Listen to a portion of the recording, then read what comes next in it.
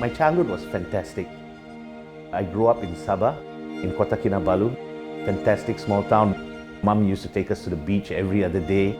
We used to go hashing with my father in the jungles of KK. We lived in the federal government quarters in this place called Kampung 14 in Likas. 14 because it only had 14 homes and the homes were longhouses. And we were lucky, we had the one that was facing the to be built Likas Sports Complex. It's probably one of the best sports complexes in Malaysia. I was in the midst of Sabah being developed, and to see that sports complex come from ground zero right to where it was, and to see Manchester United play Sabah, to see all that just come up, to see a lot of Kota Kinabalu come up. My childhood, I still remember fondly, a lot of my toys were Bob the Builder kind of toys, the cranes and lots of plasticine to mold and Lego. So yeah, I think that was something that was very inherent in me. The first thing that I wanted to do after I finished high school was architecture. But at that time, a great skill in art was really required, and I wasn't a great art student. So I decided to get into surveying, chartered surveying, which is what I did. My degrees in property management and valuation.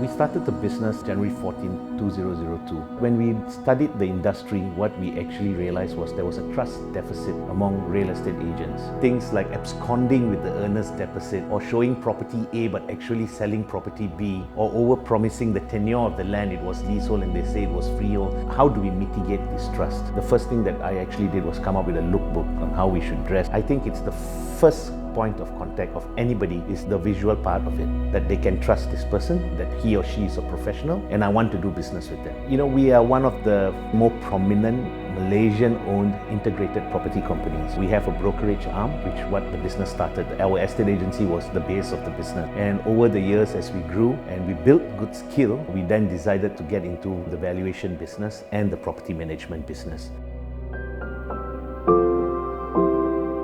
It's been a long 20 years, and we've grown exponentially. I find that we have achieved so many things only because of the talent I've had. My first colleague is still with me. A lot of my colleagues I've worked more than 10 years and are still staying with us. And for me, that talent is what propelled us to where we are today. And Malaysia is wonderful. We have wonderful talent in this country. It's just about managing them. It's about getting them to believe what this tribe's about. And I think we can go and really make a difference in the world. Living in Kampung 14 in the longhouse, you begin to understand that what happens at one end of the longhouse has to be translated to the other end. It has to be collective. You come together and the value system is the same. I think that's very important, and I try to translate that into the business. There was a debate between me and my wife on what should my designation be. I wanted to put dream maker because I wanted to help my clients, may it be an individual, to achieve their real estate dreams, and for corporations, because corporations have real estate dreams as well. If I help someone achieve their dreams, I'm on the way to achieving my dreams.